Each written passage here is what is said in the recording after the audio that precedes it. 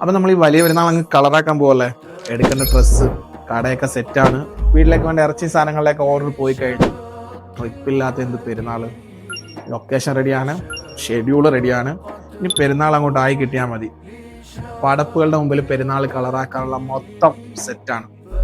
പടച്ചവൻ്റെ മുമ്പിലേക്ക് എന്തെങ്കിലും ഒന്ന് വേണ്ടേ? നമുക്കൊരു പതി ചോറെടുക്കാം.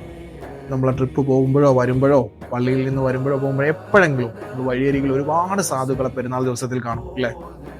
ഒരാളുടെ വിശപ്പ് നമ്മളിലൂടെ ഈ പെരുന്നാളിൽ നമുക്കൊന്ന് മാറ്റിയാലോ? പടച്ചവന്റെ മുമ്പിലും കൂടെ നമ്മുടെ പെരുന്നാളൊന്ന് കളറാകട്ടടോ.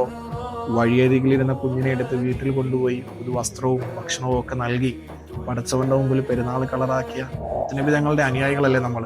അപ്പം നമ്മുടെ ഈ പെരുന്നാൾ പടച്ചവനും കൂടി ഇഷ്ടപ്പെടട്ടെ. അപ്പം നിങ്ങളെ കൊണ്ട് കഴിയുമെങ്കിൽ ഒരു ഇൻഷാ അല്ലാഹ് നമ്മുടെ കമൻറ്റ് ബോക്സിൽ ഒന്ന് കാച്ചിക്കോ. അപ്പോൾ എല്ലാ ഹബീബിങ്ങൾക്കും ഹൃദയം നിറഞ്ഞ വലിയ പെരുന്നാൾ സന്തോഷങ്ങൾ.